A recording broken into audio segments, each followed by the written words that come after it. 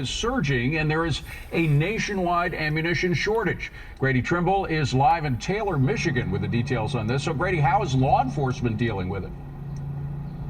Well, they're doing the best they can, but especially smaller police departments like this are being hugely impacted by this. The pandemic, civil unrest, and fear. Oh, wow. So this is another way of gun grabbing is to cause a surge in the price of ammunition.